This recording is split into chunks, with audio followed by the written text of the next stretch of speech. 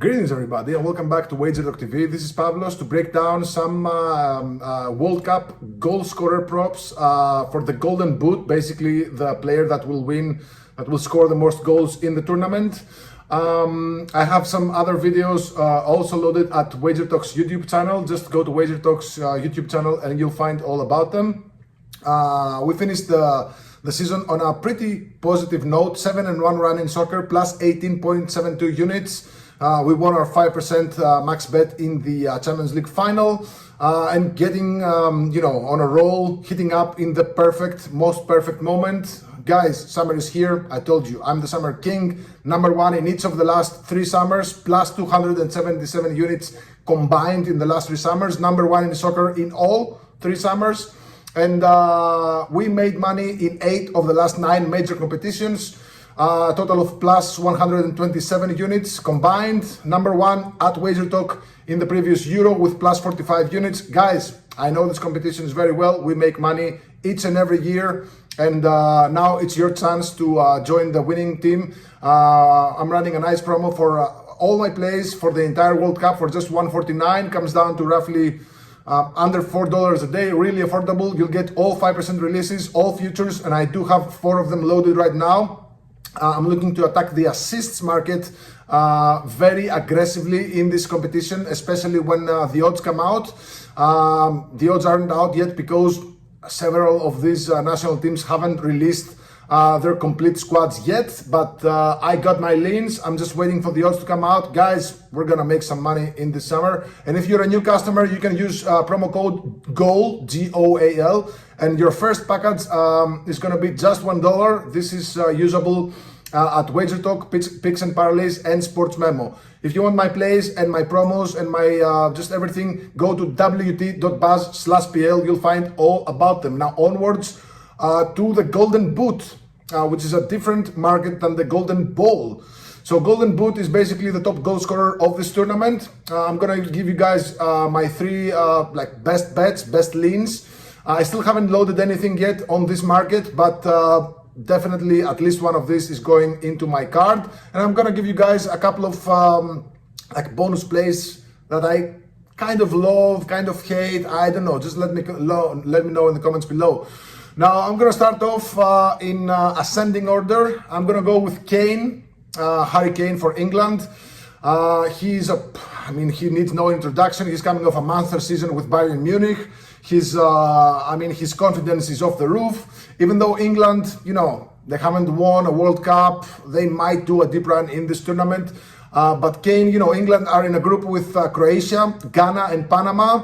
Especially against Panama, I think Kane could bag like a couple of goals. Against Ghana as well. Croatia might throw a couple of defenders on him. They're big, strong guys. They might,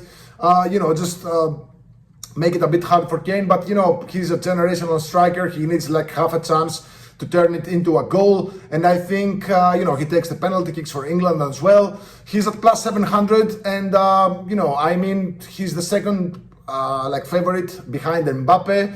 Which, the reason why I don't like Mbappe is that France are stacked. You got Olise, you got Dembele, you got a bunch of other players. Even their midfielders can score. Maybe, just maybe, France's goals will be distributed among many players. But for England, Kane is gonna definitely be like the tip of the spear. He takes the penalty kicks. I do see them scoring like a couple of goals, maybe 3, maybe 4 in the group stage alone. If England are able to do a deep run, I think Kane has a very, very good chance of at least fighting for the Golden Boot. So at plus 700, it's a pretty nice price. Now moving on to Spain and Oyarzabal. I know a lot of you are gonna go with Lamine Yamal or whatever, but I think it's probably gonna be Oyarzabal at the penalty kicks. He's a clutch player. He always scores in big games when it matters the most, when the ball is hot, when the crowd is roaring. And even though I'm not entirely...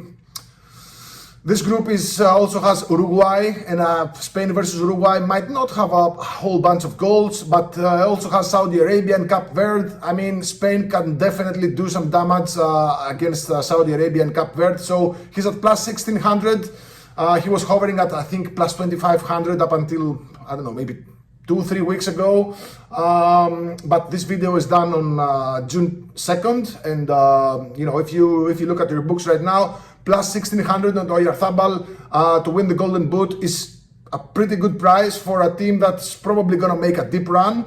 And again, Lamine Yamal is probably gonna be a very, very maybe popular bet, but keep in mind that Lamine Yamal is also a very good facilitator, and I wouldn't be surprised if he took like a more facilitating role, like trying to dish out some assists to Oyarzabal, who's gonna start probably, like most likely, at the striker position for Spain. Now, he can move really well behind the lines. He has a mean foot. I mean, again, he takes the penalty kicks. He's at plus 1600.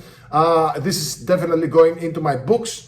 Now, the third one might come as a surprise as well, but I'm going with Julian Alvarez from Argentina at plus 3500. I mean, again, a lot of people might go for Messi, but Messi is old, he's getting older. Teams are probably gonna go like with a couple of defenders on him, and much like Lamine Yamal, he's probably gonna go for a more facilitating role, dishing out assists. Again, I think just the price is massive for a proven striker in Julian Alvarez, and this is a group where I honestly think might easily be the highest scoring group of this tournament, against Austria, Algeria, and Jordan. I just went back and looked how these three teams have fared in in their recent competitions over the last 2, maybe 3 years. They're very prone to overs. Argentina are not exactly an over team, grind it out, 1-0 win, 2-0 win, maybe 2-1 or something like that. But I think Julian Alvarez can do a lot of damage against Algeria and Jordan.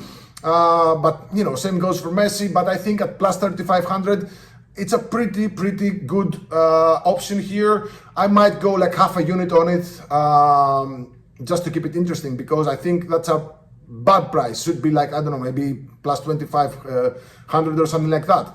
Now, I'm gonna give you guys a couple of players that I think they're monsters, obviously, but their groups, I don't like the group stage, to be honest. The first one is obviously Haaland, Erling Haaland. He's on a group with France, Senegal, and Iraq. Now, France and Senegal, pretty solid defensive sides. I'm not really sure if he's gonna be able to score many goals against either one of these sides, but against Iraq, I mean, he could bag like 3-4 goals, right? So keep in mind that you don't need to score a bunch of goals to win the Golden Boot in these competitions. In this competition, although we got an extra round of matches, like the round of 32, so I think we might see some surprises here. Now, Haaland is at plus 1400, and I think it's not a bad price, but on the other hand, Sorloth might get some goals in there. Odegaard might get some goals in there. They got Antonio Nusa at the other flank. Maybe Norway's goals will be distributed among other players, because let's face it, teams that are facing Norway are gonna be all up on Haaland. So he might, I don't know, like give a pass to Sorloth or give a pass to Musa or whatever. But he's one of the best strikers in this World Cup. He's got Odegaard from Arsenal feeding him balls. He's got Ryerson, the Dortmund right back, I believe. It's a wing back anyway, who is very good at facilitating for other players. I mean, this Norway side could cause some problems, but again, I just don't like the group stage. Again, Senegal and France have very tight defenses, but he could erupt against Iraq, so we never know. But at plus 1400, definitely into my books. I still haven't decided if I'm gonna go with Haaland just yet.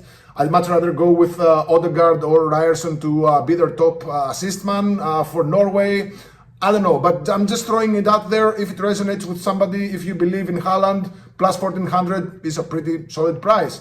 And the last one, might be a little controversial. Some of you might laugh, some of you might think, might agree with me.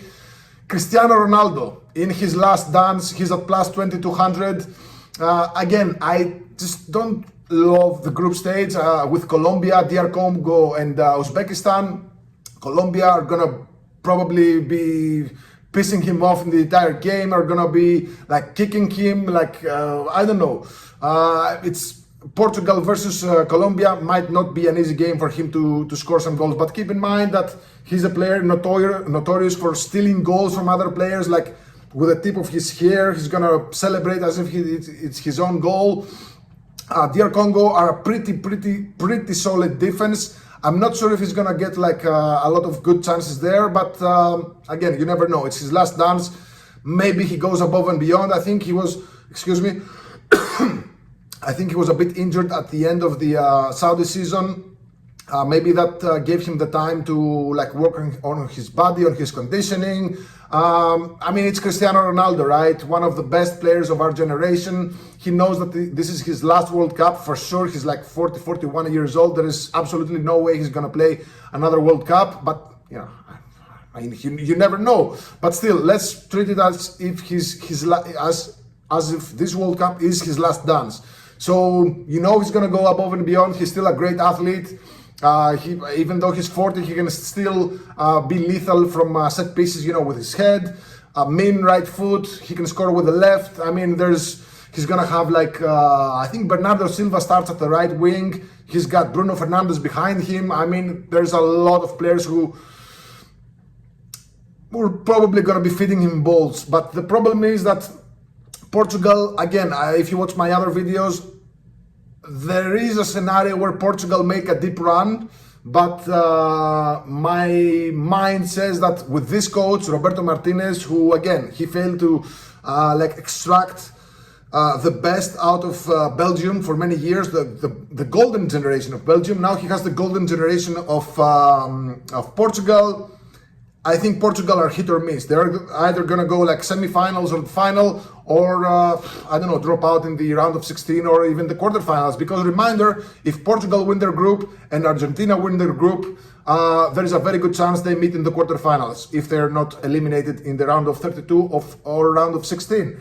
So again, Cristiano Ronaldo plus 2200. This is a love it or hate it type of situation. I don't love it. I don't hate it. I just, you know, Lionel Messi got a little bit of a push in the previous World Cup. Maybe, just maybe, Portugal are gonna get a little bit of a nudge, you know, because Messi won the World Cup with Argentina the last time out.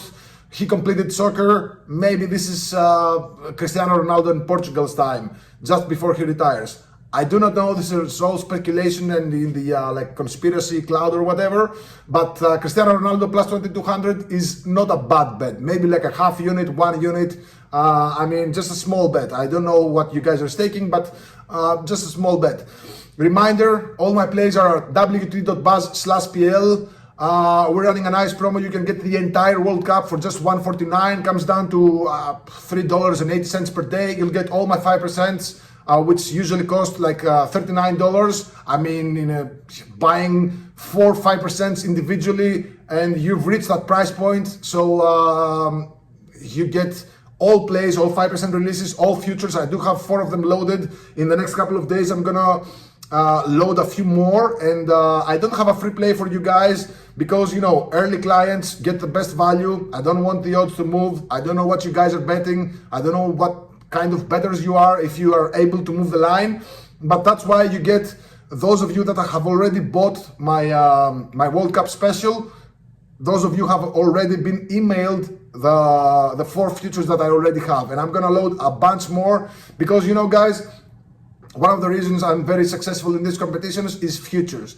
I sniff out the value. I avoid the traps of, even though, you know, looking back, there were some laughable picks, I'm not gonna lie, but there were some picks that are really good. I mean, I think there's like a small percentage of people that just saw that coming.